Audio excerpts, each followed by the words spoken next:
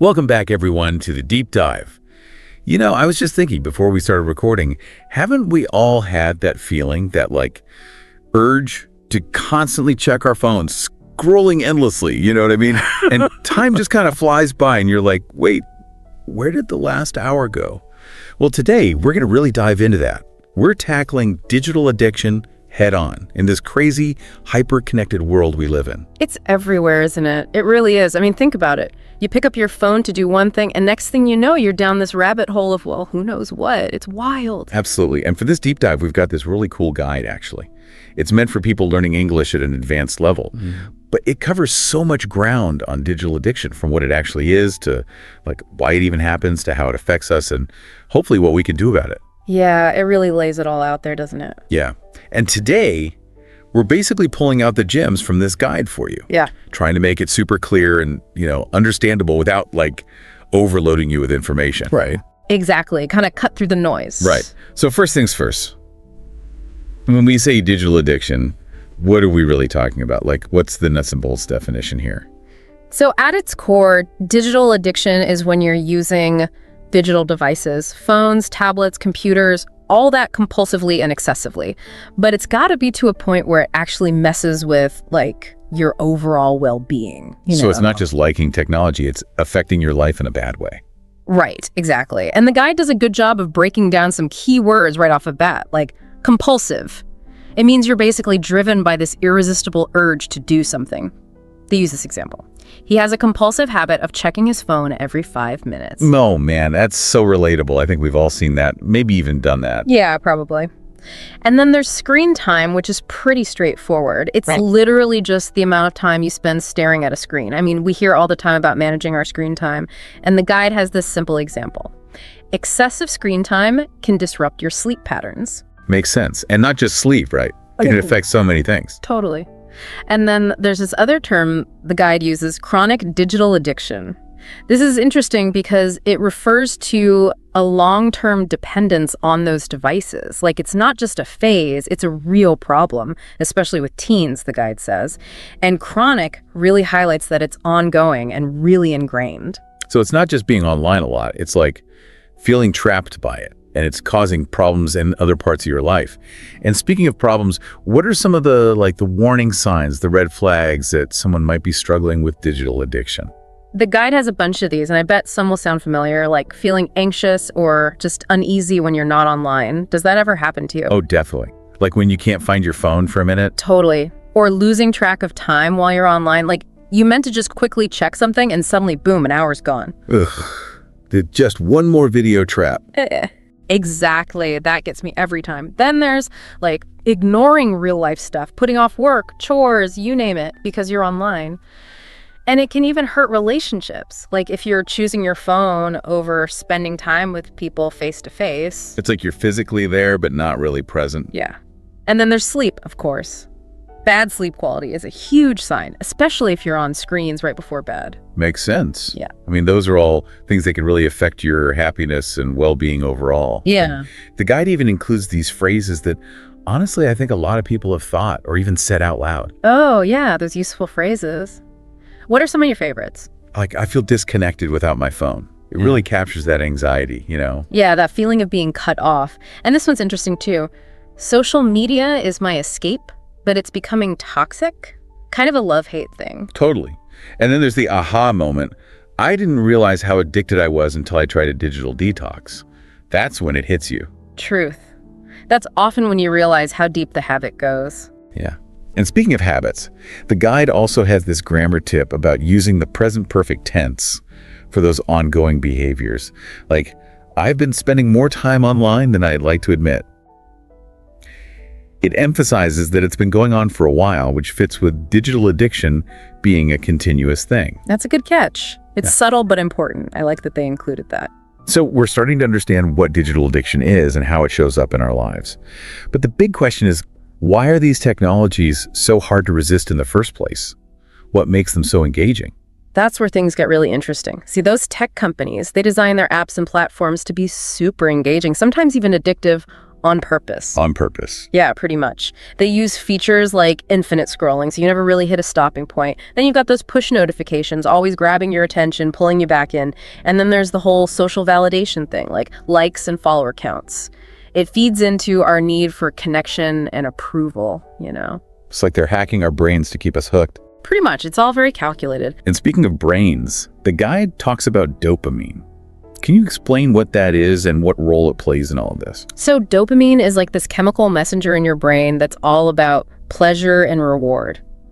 When you do something pleasurable, like, I don't know, get on a post or win a level in a game, your brain releases dopamine. Okay. And that makes you feel good. So you want to do it again and again. The guide says on a post releases dopamine, making the experience addictive.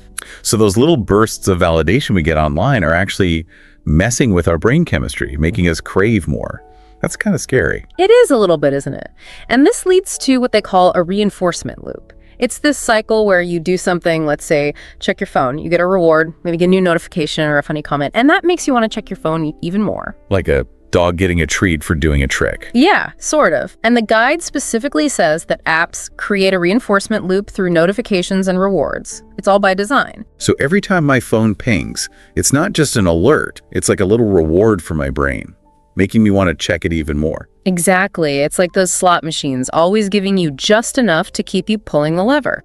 And the guide has this great phrase: the brain becomes wired to expect instant gratification. It's true, isn't it? We're so used to getting everything instantly online, it makes it harder to deal with things in real life that take more time and effort. Definitely. And that brings us to the real-world consequences of digital addiction. It's more than just wasted time, right? It affects our well-being in deeper ways. Big time. The guide lists some serious stuff, like higher risk of anxiety and depression. Makes sense. All that comparison and FOMO on social media can't be good for you. Exactly. Plus, lack of sleep. The blue light from screens really messes with your sleep cycle. I've definitely noticed my attention span shrinking too. That's another common one. Our brains get used to the fast pace online, so it's harder to focus on things that take more time and concentration. Like reading a book, it feels like a chore now. I know what you mean. And then there's social isolation, which is weird because we think of technology as connecting people. It's ironic, isn't it? Yeah. You can have tons of online friends and still feel totally lonely. Yeah, it's not the same. And it can also strain relationships in real life. Like if your partner feels like you're ignoring them for your phone. Exactly. And the guide emphasizes this cause and effect thing. They give examples like, because of his screen addiction, his grades have plummeted, and excessive use of digital devices leads to emotional disconnection. It's like a domino effect. One thing leads to another. You know, it's so crazy how you can lose track of time online. The other day, I swear, I sat down to check one email and poof, an hour was gone. It felt like I was in a trance or something. Yeah. What is it about our brains that allows that to happen? That feeling is wild, right? It's probably a few things working together. When you're really into something online, your focus narrows, almost like tunnel vision.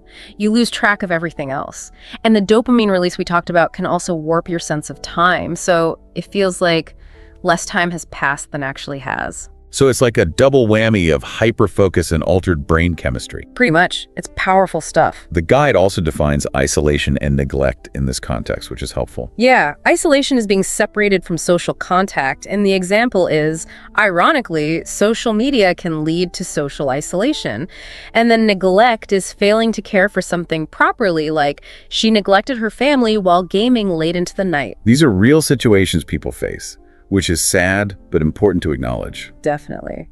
We touched on instant gratification earlier, but the guide dives deeper into its link with overstimulation. I want to get into that. Let's do it. So, instant gratification is basically wanting pleasure or fulfillment right away, no waiting. And online platforms are designed to give you that instant reward, like a new message or a funny video. It's like a constant stream of mini rewards, making it harder to engage with real-life stuff that takes more time and effort to pay off. Like the guide gives this example. I used to enjoy reading, but now I get bored after a few minutes. It's the instant gratification loop. That's so true.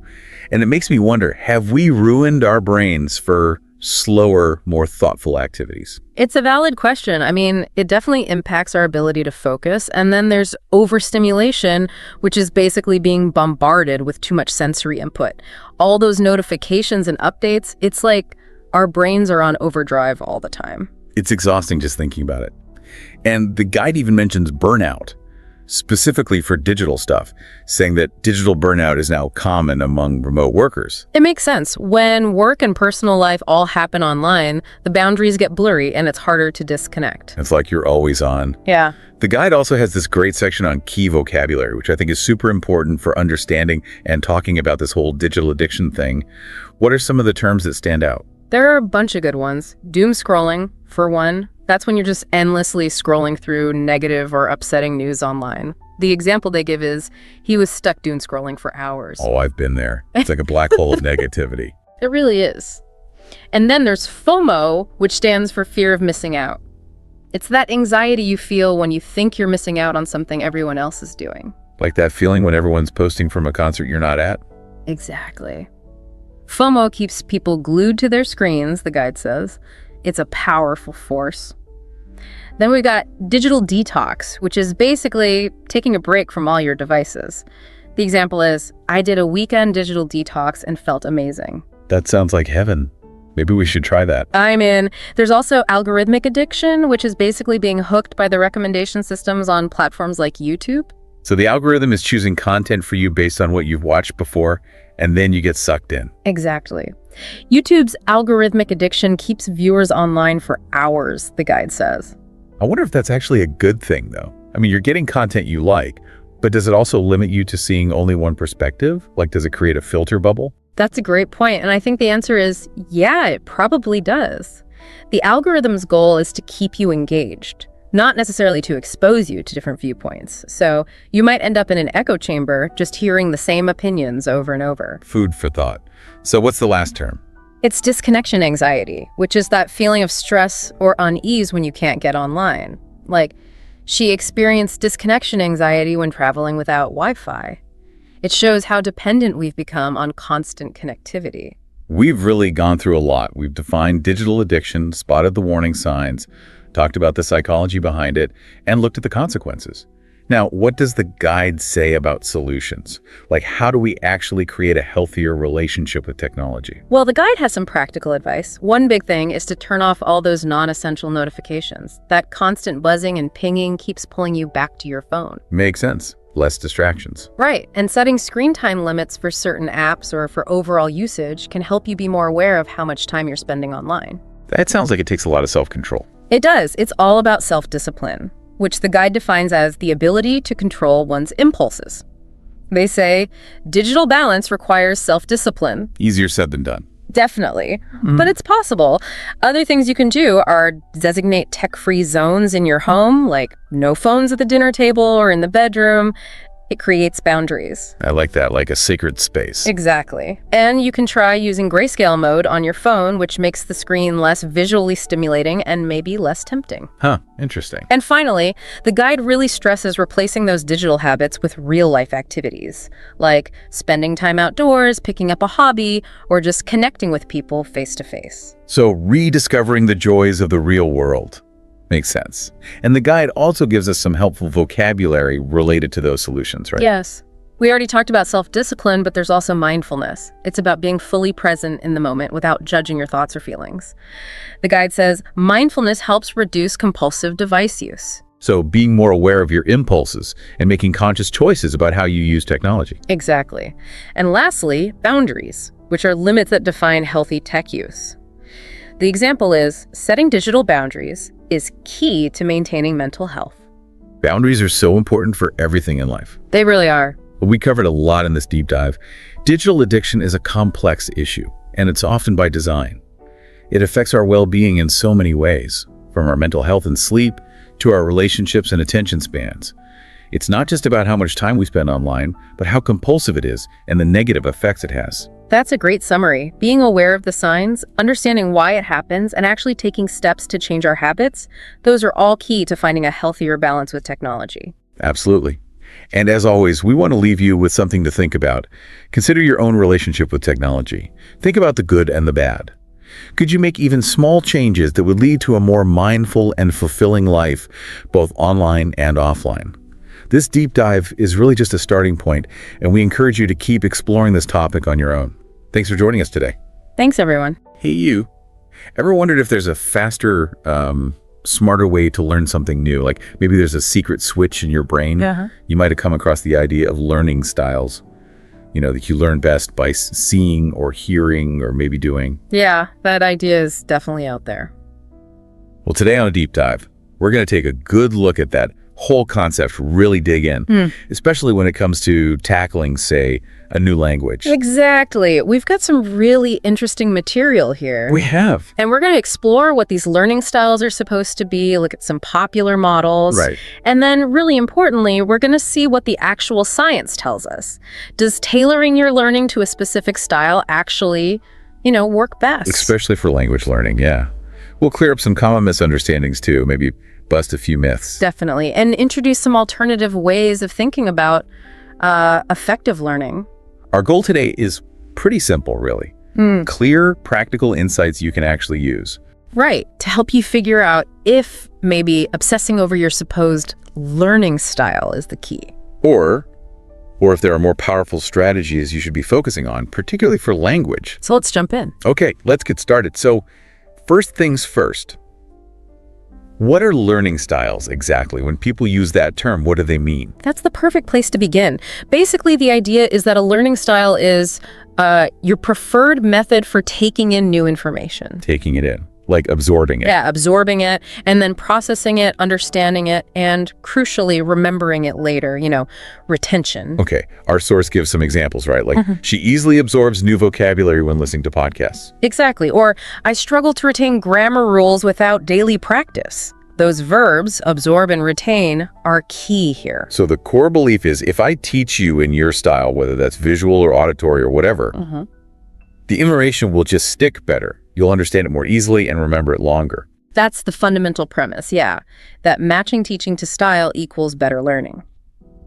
Now, over the years, people have tried to categorize these supposed styles. A couple of models tend to pop up a lot. Absolutely. The first one our material dives into is the VARK model. VARK. What's that one about? So VARK is an acronym. It stands for Visual, Auditory, Reading, Writing, and Kinesthetic. Okay. This model basically tries to sort learners into one of those four buckets based on which sense they supposedly rely on most for learning. Right. So visual learners prefer pictures, things they can see. Exactly. Pictures, charts, graphs, diagrams. Our source even gives the example. The teacher used a diagram to explain sentence structure. It's about seeing the spatial arrangement of things. So if you're someone who says, I need to see it to get it, that fits the V in VARK. That aligns with the visual preference, yes. But, and this is important, that preference doesn't automatically mean you'll learn better if everything's visual. We'll get more into that later. Gotcha. Okay, what about the A, auditory? People who learn by hearing. Those are the auditory learners, yep. They're thought to learn best through listening lectures, discussions, audio recordings, maybe even just hearing stuff repeated. And or reading, writing. That covers learners who prefer to engage with information through text. So reading articles, books, taking detailed notes, writing summaries, that's their supposed go-to. And finally, K, kinesthetic. The hands-on learners. Precisely. Kinesthetic learners are believed to learn best by doing. Through movement, physical activities, manipulating objects, think lab experiments, role-playing, building models. Okay, that's VARK. Now, the other big one mentioned is Howard Gardner's multiple intelligences. Ah, yes, Gardner. That one feels a bit broader, doesn't it? It is, yeah. It's quite different. Gardner's theory expands the whole idea of intelligence way beyond just, standard academic smarts. What kinds of intelligences did he propose? Well, he initially listed 8. Linguistic word smart. Logical mathematical number reasoning smart. Musical, music smart. Bodily kinesthetic body smart. Spatial picture smart. Interpersonal people smart. Intrapersonal self smart. And naturalistic nature smart. Wow, okay. That is a much wider range. Uh-huh. But our source makes a really, really important point about Gardner's theory in this context, right? Absolutely critical, yes.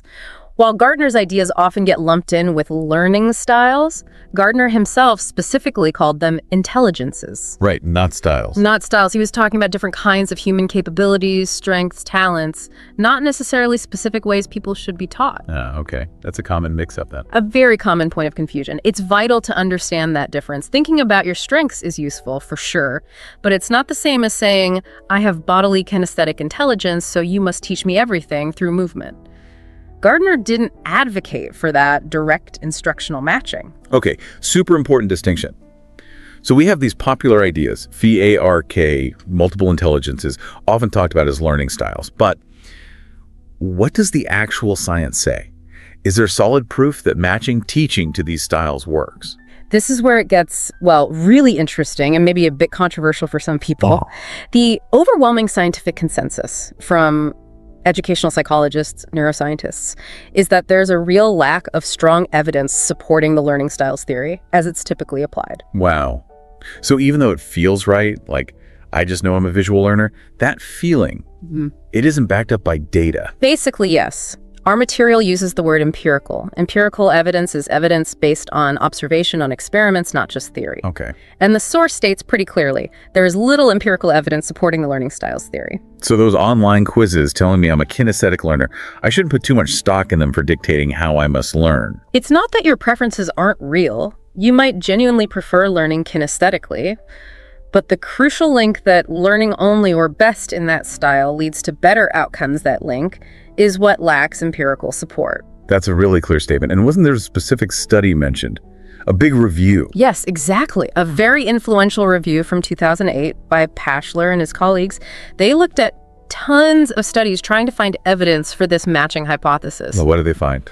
Their conclusion was pretty definitive. They said, there is no adequate evidence base to justify incorporating learning styles assessments into general educational practice. No adequate evidence base. Wow. Okay, so I might like learning visually. I might feel I learn better that way. But that feeling, that preference, doesn't automatically mean I'm actually learning more deeply or remembering it better if you teach me visually. That's the key distinction the research highlights. Preferences are real. People definitely have ways they like to learn. But preference doesn't equal effectiveness. Liking a method doesn't guarantee it's the best one for actually mastering the material. That's huge. Okay, let's pivot slightly and connect this directly to language learning, because intuitively it makes sense, right? If I think I'm an auditory learner, I'll load up on podcasts for my French lessons. It certainly has that surface appeal, absolutely. You know, visual learners might grab the flashcards, auditory learners hit the audio courses, kinesthetic learners maybe try acting out dialogues or using gestures. But given this lack of scientific backing we just discussed, is focusing only on my supposed style the best way to learn a language? Well, this brings us to another important concept our source mentions, multimodal learning. Multimodal, what does that mean? Multimodal means using several different forms of communication or expression, multiple modes. And what the research actually suggests is that for something complex like language acquisition, a multimodal approach, one that engages multiple senses and uses various methods, is generally more effective than sticking rigidly to one supposed style. So hitting the language from different angles, basically. Exactly. The source gives an example. A multimodal approach to language learning includes videos, speaking, and reading. You're seeing it, hearing it, maybe saying it, reading it. Like using all the tools in the toolbox, not just your favorite hammer. That's a great analogy. Instead of just listening to podcasts because you think you're auditory, you'd likely benefit more by also reading the transcript, maybe looking up new words, perhaps trying to use those words in conversation later. So engaging multiple pathways in the brain helps things stick better. That's the idea. It creates richer connections, deeper processing. Now, because the learning styles idea is so popular, despite the evidence, there are naturally some common misunderstandings floating around. Okay. Myth-busting time. Let's tackle some of those common misconceptions. What's myth number one? A really big one is the idea that everyone has one fixed learning style, that you're born a visual learner, and that's just how you are permanently. And the truth is? The truth, as our material points out, is that learning is much more fluid and context-dependent. People are adaptable. We use different strategies depending on what we're learning, why we're learning it, and the specific task. Yeah, that makes sense. Like, I might prefer reading to understand, say, a historical event, but if I'm learning to tie a knot, I definitely want to watch someone do it kinesthetic and visual, right? Exactly. You adapt. You're not locked into one mode. Okay. Myth number two. What's the next big one?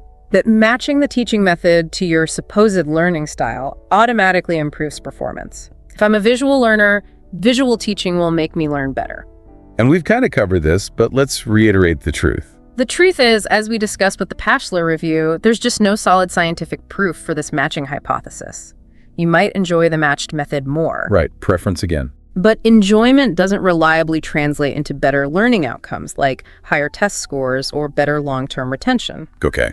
So just because I like learning vocabulary through games doesn't mean it's necessarily the most effective way for me to actually remember those words compared to, say, spaced repetition flashcards, even if I find those less fun. Precisely. Fun and effectiveness aren't always the same thing in learning. Okay, myth number 3. What's the third big misconception? This one's quite important. The idea that you should actively avoid learning methods that don't match your preferred style. Oh, so if I think I'm auditory, I should steer clear of reading material. Exactly that kind of thinking. The truth, our source argues, is that doing so can actually limit your growth.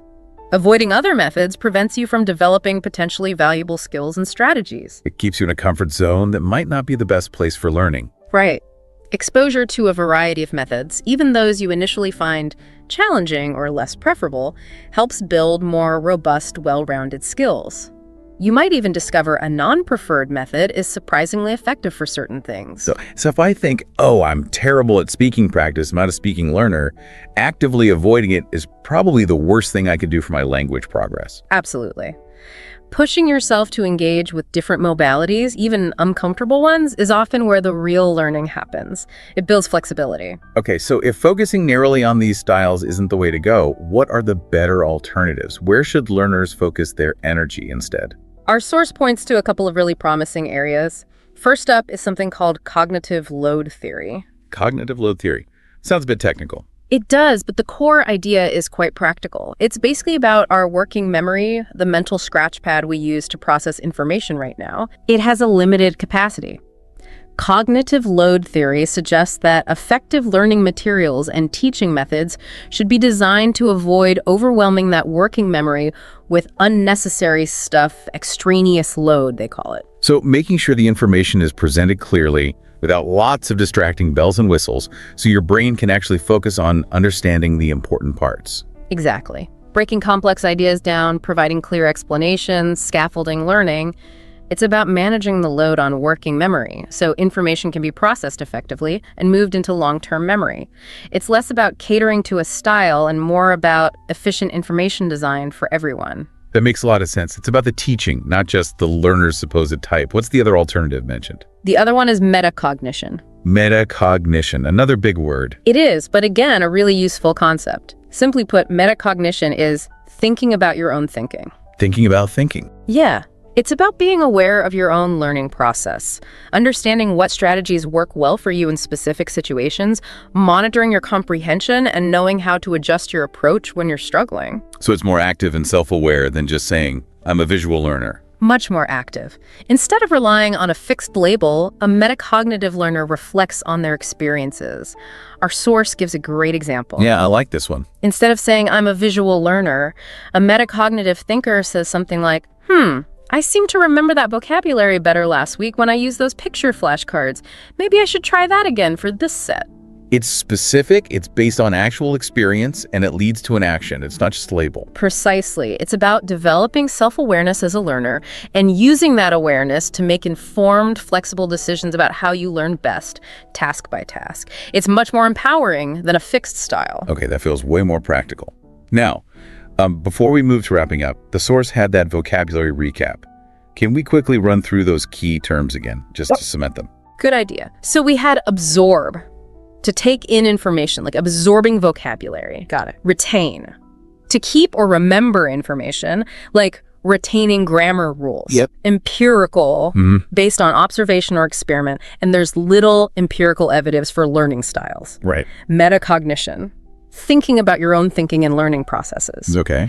And multimodal, using several different ways to learn or communicate, like using videos, speaking, and reading for language learning. Perfect. That's a helpful summary.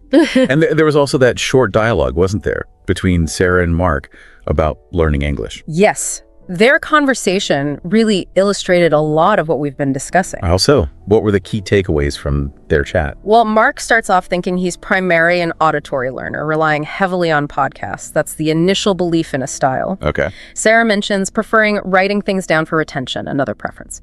They briefly touch on that common idea. Does matching style improve skills? Which, as we've seen, is questionable.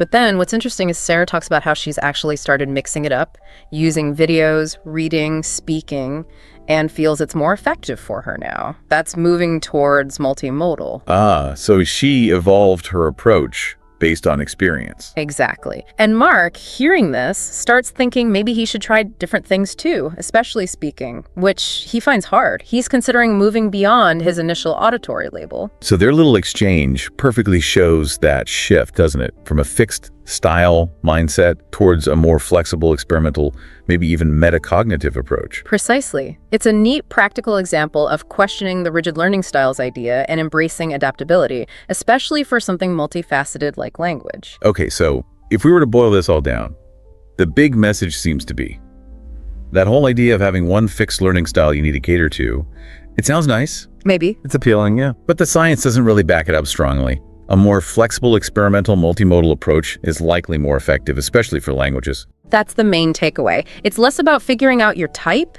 and more about actively discovering what combination of methods works best for you through trial, error, and reflection. And our source wraps up with some really good reflective questions for listeners, doesn't it? Things to ask yourself. It does. Like, what methods help you learn English most effectively? Think about your actual experiences. Do you tend to stick to just one style, or do you use a variety of approaches? Be honest with yourself. And this is a great one. Have you ever tried a learning method that actually surprised you with how well it worked? Maybe something outside your usual comfort zone. Those are excellent questions for self-reflection. Really gets you thinking metacognitively. It really does. And maybe that leads to the final thought here. Perhaps the most valuable thing isn't labeling what kind of learner you are, Right. but developing a better understanding of how you learn, how you focus, how you remember, what clicks for different types of tasks, seeing learning as this ongoing journey of discovery about yourself. So focusing on the process of learning, using that metacognition we talked about, rather than getting stuck on a label. Exactly. By being open, by experimenting, by paying attention to what actually works for you, you might unlock ways of learning you never thought possible and build much stronger, more versatile skills in the long run. Welcome back, everyone, to the Deep Dive. Today we are going to tackle something that's been in the headlines for, well, quite a while now, and that's the global refugee crisis. I mean, we've all seen the news reports. We know the numbers are just, well, frankly, they're immense.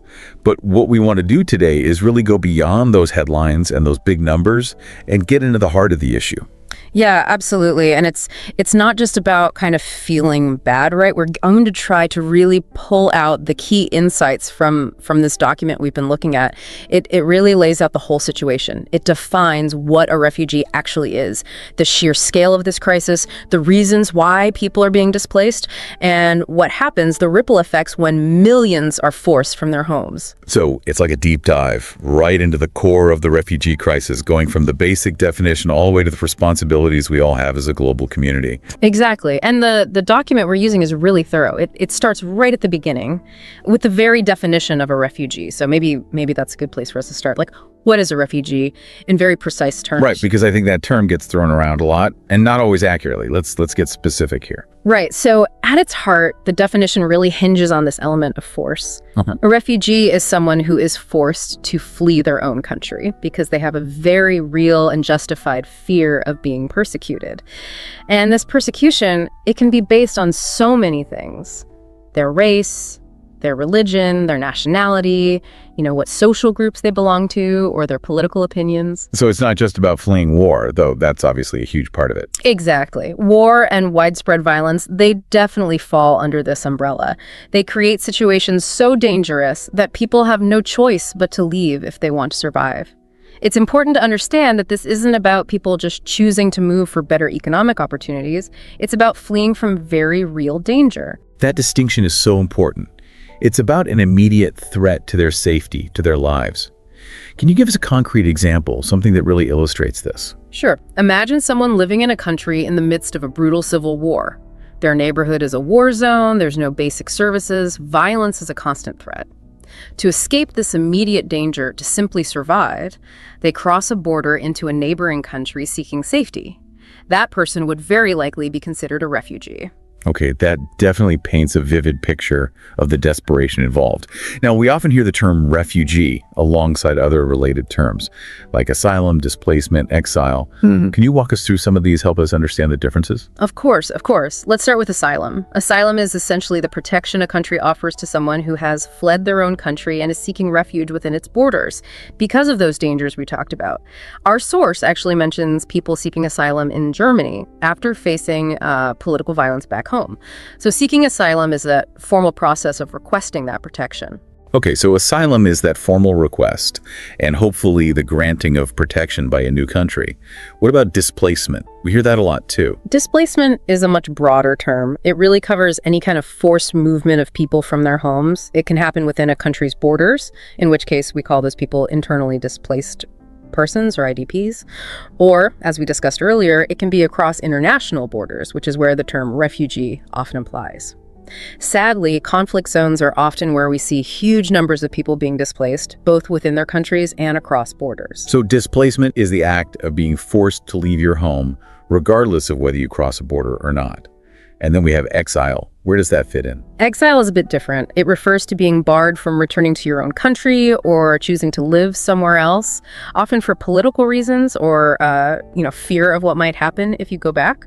Our document mentions people living in exile because of their activism, for example. It can be a formal ban imposed by the government or a voluntary decision based on a very real fear of persecution if they return. So just to be clear, a refugee is specifically someone fleeing across a border because of persecution or violence. Exile can be either forced or voluntary, and it doesn't always mean crossing a border because of that same kind of immediate danger. That's helpful. Thanks for clarifying those terms. Now let's talk about the sheer scale of this crisis, the numbers, because they're pretty overwhelming. They are immense. There's no other way to put it.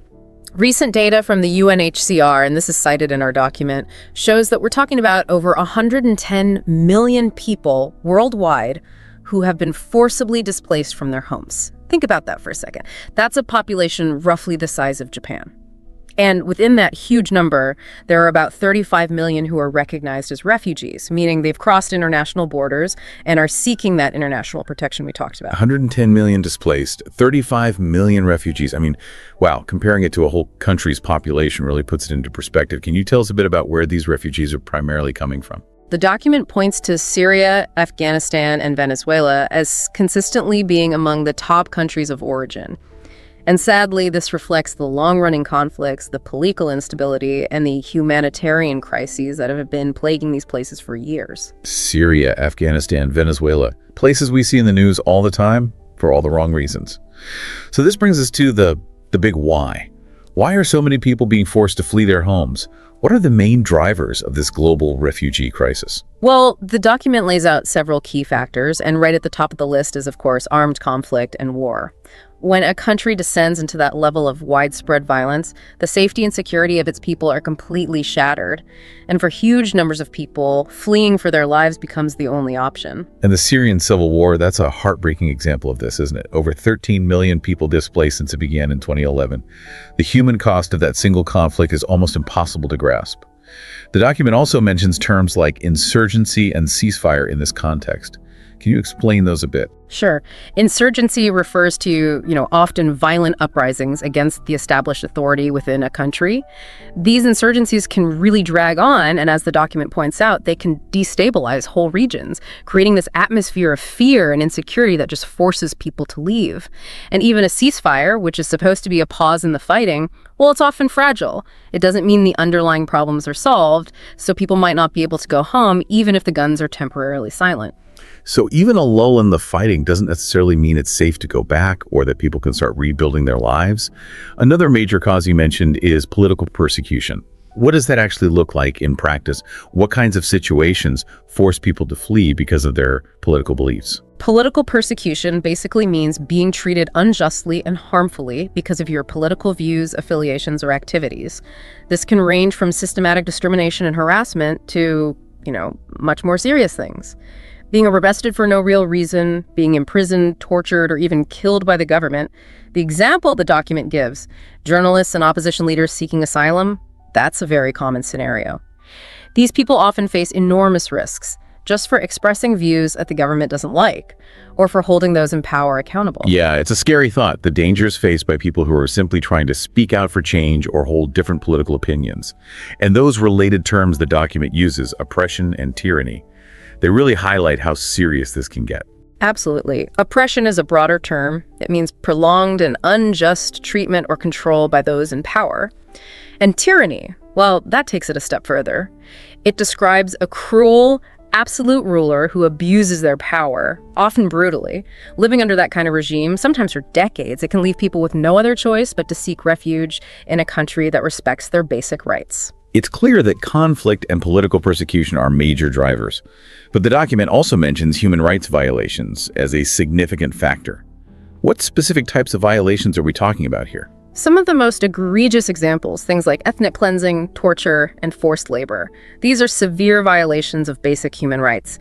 They create an environment of terror and insecurity, leaving people feeling that they have to escape. And it's often systematic, targeted at whole communities. These are truly horrific things, and the vocabulary associated with this, terms like genocide and persecution, they carry so much weight, so much history. Absolutely. Genocide is the deliberate and systematic attempt to wipe out a whole group of people. National, ethnic, racial, or religious.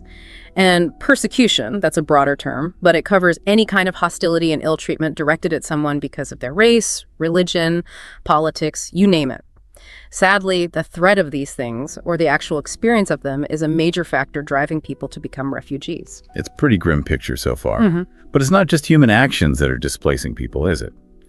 The document also talks about the role of natural disasters and climate change. Right, that's a growing piece of this puzzle. Right. You have the sudden onset disasters, massive floods, hurricanes, earthquakes. Those can instantly make whole areas uninhabitable, forcing people to flee. But then you have the more gradual but equally devastating impacts of climate change. Droughts that drag on, desertification, rising sea levels. These things can destroy livelihoods, create huge shortages of resources, and ultimately force communities to migrate to find somewhere they can actually survive. And this is where we hear terms like environmental refugees or climate refugees, right? People displaced not by war or persecution, but by the effects of environmental change. Like the example in the document, an island community forced to leave after being repeatedly hit by increasingly strong hurricanes, or, the slower-moving crisis of a prolonged drought that forces farmers to abandon their land. It's equally devastating in its own way. Absolutely. The traditional legal definition of a refugee, it focuses mostly on persecution, but the reality is that environmental factors are playing a bigger and bigger role in this crisis. It's a complex area, and the laws around protecting those displaced by these factors are still being developed. Okay, so we've talked about who refugees are, the immense scale of this crisis, the incredibly complex and often horrifying causes. But now we need to talk about the consequences. What happens when millions of people are forced to leave their homes and seek refuge elsewhere? Let's start with the social impact, the impact on the countries receiving these refugees. The social impact can be huge, and it plays out in many different ways. One immediate impact, especially when you have a sudden influx of refugees, is the pressure it puts on public services.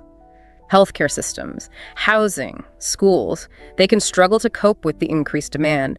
That can lead to challenges for both the host community and the refugees themselves. Makes sense. Resources get stretched thin. The document also talks about integration challenges.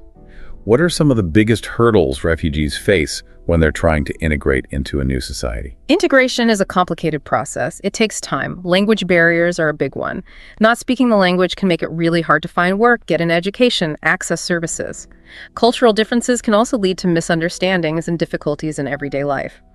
And we can't forget the trauma. Many refugees have experienced horrific things, both back home and during their journey. That trauma can have a lasting impact, and it needs to be addressed. The document stresses that how well refugees are able to integrate often depends on the support they receive from the host community. But sadly, as the document points out, all of this, the pressure on resources, the integration challenges, it can sometimes fuel negative feelings and lead to a rise in, xenophobia. Yeah, That's unfortunately a common and very troubling consequence. Xenophobia, it's the fear or hatred of foreigners. And it can get worse when there are anxieties about things like competition for resources, cultural differences, and whether the newcomers will change the society. This can lead to refugees being marginalized, excluded, and in some cases, it can even contribute to social unrest. It creates even more hardship for people who are already incredibly vulnerable. It's a vicious cycle. Yeah. Okay, let's talk about the economic consequences. What kind of impact does a large influx of refugees have on the economy of a host country? Well, the economic impact is complicated. There are different ways to look at it. On the one hand, refugees can contribute to the economy. They can fill gaps in the labor market, bring in new skills, start businesses. The document talks about remittances, the money that migrants send back to their families in their home countries. That's money flowing out of the host country. But it also shows that refugees are working and earning. So there's potential for them to make a positive economic contribution. But the document also uses the term economic burden, which suggests a different perspective. What are the concerns there? Right. The concern there is usually about the immediate costs, providing for the basic needs of newly arrived refugees, things like housing, food, healthcare, social assistance that cost money. And it often means increased government spending. But the long-term impact really depends on how well refugees are able to integrate into the workforce, into the economy as a whole. Things like access to education, language training, and recognition of their qualifications from back home, those are all crucial factors. So the economic impact is more than just a simple cost-benefit analysis. It's dynamic, it evolves over time, and it's affected by policies and social factors. Now let's shift gears and talk about the political consequences. How does a refugee crisis tend to change the political landscape of a host country? Well, politically, a large influx of refugees can definitely lead to some major policy shifts, especially when it comes to immigration and border control. You often see governments tightening up border security, making it more difficult to get in, and changing asylum laws to try to manage the flow of people. And there's often a rise in nationalist sentiment, and populist movements can gain traction. They often exploit public anxieties about immigration, national identity, the idea of us versus them. The document mentions sovereignty concerns in this context. What does that mean, and why are these concerns often tied to the issue of refugees? Sovereignty is this idea that a country has ultimate control over its own territory and its own affairs. Governments see controlling their borders, deciding who comes in and who goes out, as a fundamental part of their sovereignty. So when there's a large and unplanned influx of refugees, it can be seen as a threat to that control, and that sparks political debate and tension. The document also mentions detention centers. What role do those play in the refugee crisis? Detention centers are places where asylum seekers and people who have entered a country without permission are held, either while their claims are processed or while they're waiting to be deported. They're very controversial. Human rights groups often criticize the conditions in these centers, how long people are held there, and the impact it has on their well-being. The argument for using them is usually about border security and making sure asylum claims are processed efficiently, but there's a strong counter-argument that it violates the rights of the detainees. So the consequences of a refugee crisis go way beyond the immediate humanitarian needs. It creates these complex challenges for host countries socially, economically, and politically. So with all that in mind, what kind of solutions are being proposed? How can the global community share responsibility for addressing this crisis? Solving this crisis requires a coordinated effort. It needs international cooperation at every level. The document emphasizes the role of organizations like the UNHCR, as well as NGOs and individual governments. They need to work together. This means things like providing humanitarian aid, sharing the responsibility for resettling refugees in different countries, and investing in long-term solutions that address the root causes of displacement back in the countries of origin. You mentioned resettlement and humanitarian aid. Can you unpack those terms a bit? Resettlement is when refugees are transferred from the first country they sought asylum in to a third country that has agreed to give them permanent residence and protection. It's a vital lifeline for refugees who can't stay safely in their current host country and can't go back home. And humanitarian aid is that immediate assistance provided to people and communities affected by crises, including refugees. This is the basic stuff: food, water, shelter, medical care, sanitation. So there's a huge need for these big-picture international efforts, but the document also stresses the importance of local communities. Absolutely. The actions of local communities, how welcoming and supportive they are, can make a huge difference in helping refugees rebuild their lives. There's so much that can be done. Volunteering time and resources, providing language tutoring, organizing cultural exchange programs to break down barriers and build understanding. Even just offering friendship and making people feel welcome can have a big impact. That brings to mind the ideas of empathy and advocacy. Right. Empathy, being able to understand and share the feelings of others, is crucial for building bridges between refugees and the communities they arrive in. When people can connect on a human level, it creates a much more welcoming and inclusive environment. And advocacy, speaking out in support of a cause or a group, that's also crucial. In the context of refugees, advocacy means raising awareness, challenging those negative stereotypes we talked about, and pushing for fairer and more humane policies. So it seems like the answer lies not just in big policy decisions, but also in individual actions, community involvement, and just basic human compassion. Now, before we wrap up, the document touches briefly on the importance of language and grammar when we're talking about this issue. Why is that relevant? When you delve into this topic, you encounter a lot of specialized vocabulary.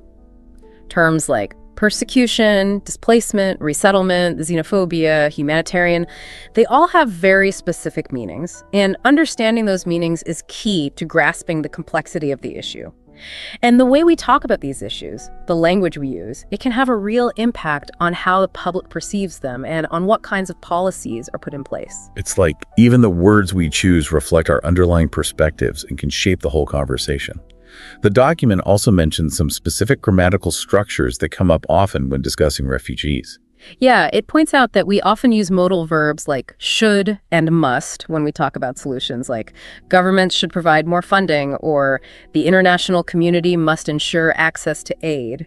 And the passive voice is often used, especially in news reports, when describing what's happening to refugees, like thousands of people have been displaced by the conflict.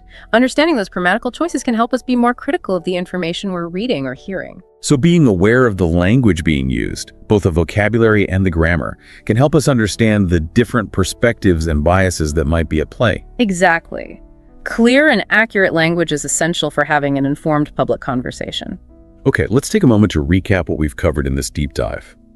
We started with the very definition of a refugee, explored the sheer scale of global displacement, and delved into the many causes, from armed conflict and political persecution to human rights violations and the increasing impact of environmental change.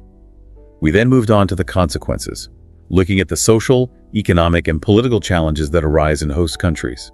And finally, we talk about the importance of international cooperation, local community support, and individual empathy in addressing this incredibly complex crisis. We hope that this deep dive has given you a more nuanced and well-rounded understanding of this issue, something that goes beyond the headlines and sound bites. And as a final thought for you to consider, in a world that's so interconnected, how can your own actions, even small ones, affect the lives of refugees and the well-being of the communities receiving them? Whether it's educating yourself, supporting local initiatives, challenging negative stereotypes, your choices matter. It's a big question, but one worth thinking about long after this deep dive is over. Thanks for joining us. Okay, so you guys have sent in like a ton of stuff on this whole cross-cultural communication thing. Yeah, a lot of interest in this topic. Yeah, and we want to make sure we pull out the stuff that's going to be most helpful, right? Like, how do we make you like immediately better at this, you know? Because it's a pretty complex area. Absolutely. I mean, it's something that, as the world gets more and more interconnected, it becomes increasingly important, I think. And you've been thinking about this a lot, clearly. So we want to make sure we go beyond just like the basics and, really try to unpack some of the more complicated stuff too, right? Yeah, I mean, it's one thing to sort of intellectually know that people from different cultures communicate differently. Yeah. But when you actually get into the specifics of it and you start to see how those differences can play out in real world situations, it can be really eye-opening. Totally. So before we jump in, let's just level set. I guess, what are we even talking about when we say cross-cultural communication? I mean, what's the big idea here? Right. So at its most basic level, it's about how people from different cultures exchange information. Okay. Pretty straightforward. Yeah. But it's a lot more than just like, the words themselves. Right. It's about understanding all the stuff that lies beneath the surface, like all those unspoken cultural norms, the beliefs, the values, and just the whole range of ways that people communicate, both verbally and non-verbally. And this stuff is so important now, right? It's not just some like theoretical thing. Yeah, your sources really emphasize that with, the rise of the global economy and more people traveling and working across borders. Yeah. And of course, digital communication is just exploding all the time. Yeah, we're all connected now, basically. Right. It's like cross-cultural communication isn't just a nice to have anymore.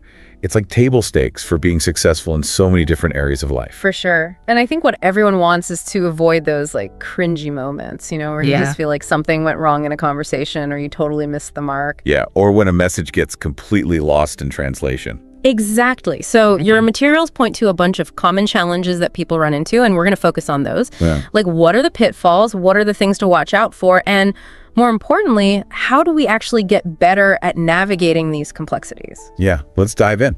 Okay, so a good place to start is with maybe the most obvious challenge, which is language barriers. Yeah, it seems pretty basic, but... Right, but it's not just about whether or not two people technically speak the same language. It's about fluency levels. And even more subtly, I think it's about the use of idioms. That's a good point. Because you can know the words, but if you don't know the meaning behind the words... Like, if someone says, let's touch base next week, and you're not a native English speaker, you might be like, what are they talking about? We're not playing baseball. Right, and it's such a common phrase for us, like we don't even think about it. Right. But it's a perfect example of how easily communication can break down when you're relying on those kind of unspoken cultural understandings. Yeah, and this leads to what your sources call misinterpretation, which is basically just a simple misunderstanding of the intended meaning. Right. And it can also create ambiguity where there are multiple possible interpretations of what's being said. Oh, I see. Which is like the opposite of what you want in effective communication. Yeah, for sure. It's like you think you're on the same page, but you're actually miles apart. Totally. Okay, so language is a big one. What about all that nonverbal stuff? That seems like a huge area where cultural differences can really trip people up. Oh, absolutely. Yeah. Nonverbal communication is so powerful, and so much of it happens below our conscious awareness. Right, like we're not even thinking about it. Exactly. Yeah. And it's so culturally specific. Take something as simple as eye contact. Yeah, I was fascinated by that example you sent, where in some cultures, like many Asian cultures, avoiding direct eye contact is actually a sign of respect, particularly when you're talking to someone in a position of authority. Right. But then, in a lot of Western cultures, that same behavior could be interpreted as like shyness or even dishonesty. Yeah, talk about mixed messages. Right. It's like the same behavior, completely different meanings depending on the cultural context. Yeah. And then you've got things like gestures. Right. Which are basically movements we make with our hands or head to convey an idea. The thumbs up might be universally positive, right? Well, I thought so. But in some cultures, it can actually be quite offensive. Yeah. And then there's proxemics, which is all about personal space. Oh, yeah. Some people like to get up close and personal. Right. And what feels like a comfortable distance in one culture might feel way too close or too distant in another. So you could be trying to be friendly, but actually making someone super uncomfortable. Exactly. It's like there's this whole silent language we're all speaking. And if you're not fluent in it, you're going to miss a lot of the meaning. That's a great way to put it. Okay, so we've got language, we've got nonverbal cues. What about stereotypes? I feel like that's another big one that can really get in the way of effective communication. Yeah, stereotypes are tricky because they're often based on some kernel of truth. Right, like there are cultural tendencies. Exactly. But the problem is that we tend to overgeneralize and apply those tendencies to individuals without considering all the individual variation that exists within any cultural group. Your example about German punctuality was a good one. There's a stereotype that Germans are always on time. Yeah, and while it's true that punctuality is generally valued in German culture, right, assuming that every single German person you meet is going to be precisely on time is just a ridiculous oversimplification. Totally. And it's just lazy thinking, right? Yeah. It's way easier to put people in boxes than to actually engage with them as individuals. Yeah, and it's important to remember that stereotypes can lead to what your sources call bias, which is essentially an unfair prejudice or preconceived notion about a person or group. Right, and bias can have real-world consequences. It can affect how we perceive people, how we treat them, and it can really perpetuate inequality and injustice. Exactly.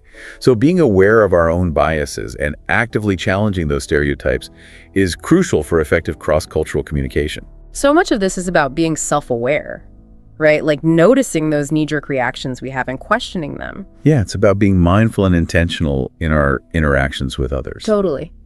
Okay, so let's shift gears a bit and talk about how people actually structure their communication. Like, are there different styles of communication that can lead to misunderstandings? Yeah, for sure. I mean, one of the biggest distinctions your sources highlighted was the difference between direct and indirect communication styles. Okay, so what does that look like in practice? Well, in cultures that value direct communication, like the US or Germany, Right.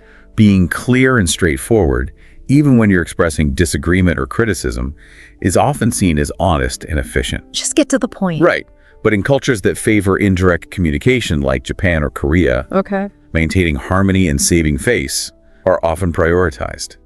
So people tend to be more subtle and nuanced in their language, especially when they're expressing a negative opinion. So like beating around the bush a little bit? In a way, yeah. It's not about being dishonest, but about preserving relationships and avoiding confrontation. Right, and the example in your materials about saying no was really illuminating. Yeah, like in a direct culture, you might just say, no, that won't work. Right. But in an indirect culture, you might hear something like, we'll have to look into that further, or maybe we can explore some other options. And it's not that they're necessarily saying yes. Right. The underlying message might be the same, but the way it's expressed is totally different. So if you're not attuned to the subtle cues, you could easily misinterpret what's being said. Exactly. And this is all tied to the concepts of high context and low context cultures. Okay, I've heard of those, but I'm not sure I totally get the distinction. So in a high context culture, a lot of the meaning is conveyed through implicit cues like shared cultural knowledge, nonverbal signals, and the overall context of the situation. So it's like reading between the lines. Yeah, exactly. Less is explicitly stated because there's this assumption of shared understanding. And these are often cultures with long histories and strong traditions, right? Yeah, think of Japan or China or many Middle Eastern cultures. In contrast, low context cultures like the US or Germany tend to rely on more explicit and direct communication. So you say what you mean and you mean what you say. Pretty much, yeah. Yeah. Information is spelled out more clearly, and there's less reliance on unspoken understandings. Okay, so that's a fundamental difference that can lead to a lot of confusion if you're not aware of it. For sure. Okay, what about time? I mean, I know different cultures have really different attitudes towards time. Well, absolutely. Yeah. What's considered on time or how strictly people adhere to schedules varies wildly across cultures. Right, like in your example about German punctuality versus a more relaxed approach to time in some Latin American cultures. Exactly. And it can be a major source of friction if you're coming from a culture where being on time is super important and you're interacting with someone who has a more fluid concept of time. Yeah, you could end up feeling really disrespected or like the other person doesn't value your time. Right, and vice versa. The person who's more relaxed about time might see you as uptight and inflexible. So how do we make sense of these different perspectives on time?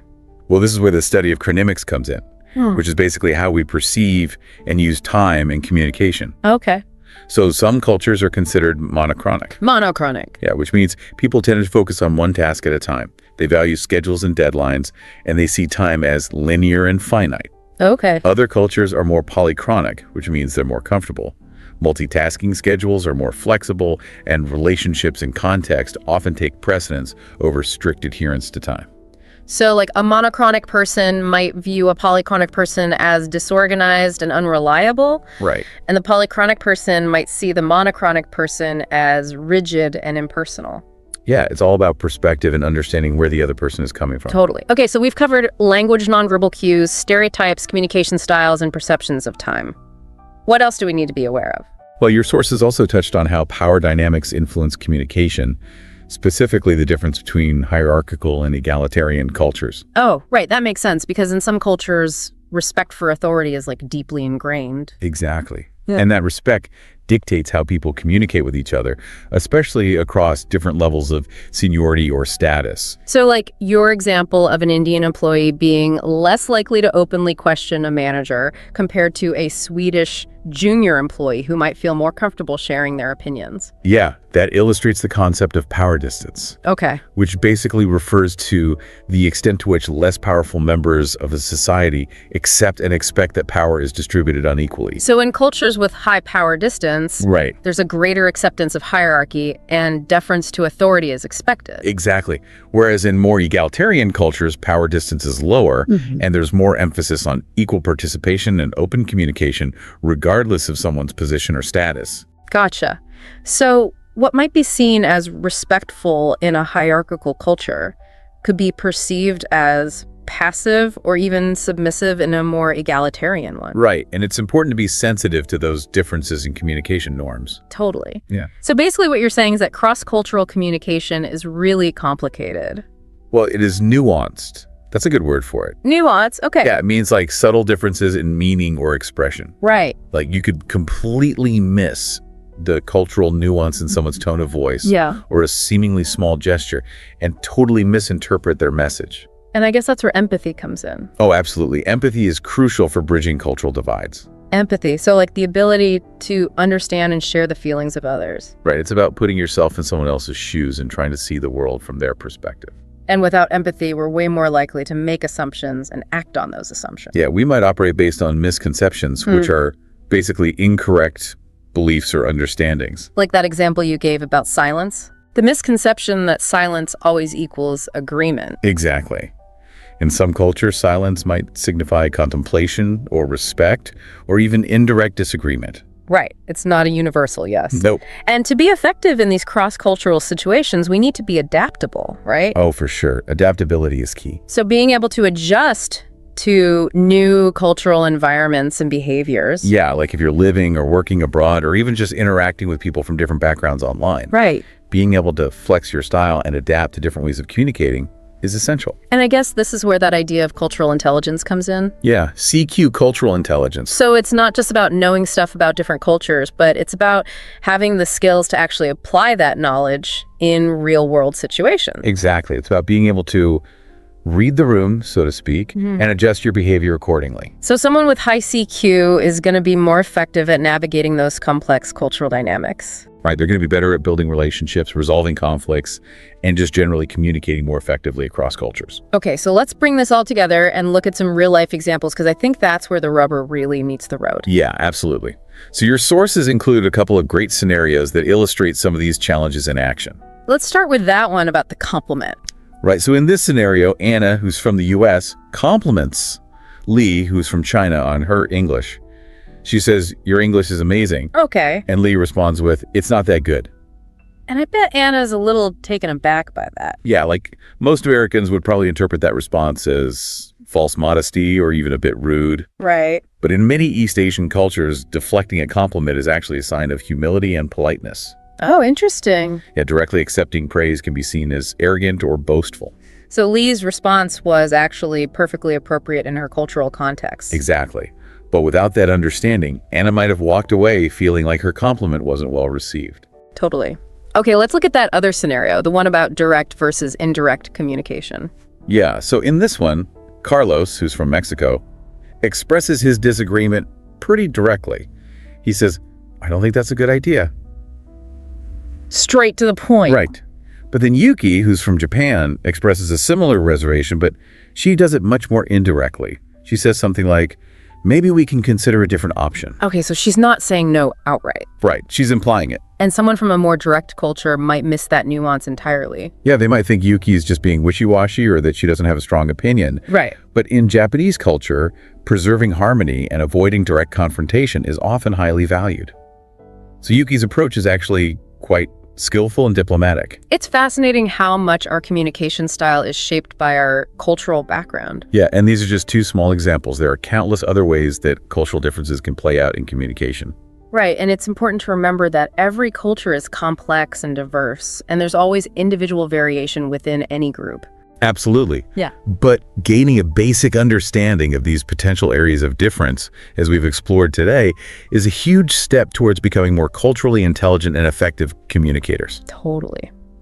So to wrap up, I guess the big takeaway is that cross-cultural communication is not always easy. Yeah, it takes effort and awareness. But it's so worth it, because when we can communicate effectively across cultures, we can build stronger relationships, collaborate more effectively, and just create a more inclusive and understanding world. Absolutely. So as you go out into the world and interact with people from different backgrounds, I want you to think about this. What's a time when you experienced a misunderstanding or maybe witnessed one, and how could a deeper awareness of cultural differences have changed the outcome? That's a great question to think about. Yeah, it's something we can all continue to learn and grow from. Absolutely. Thanks for this deep dive. My pleasure.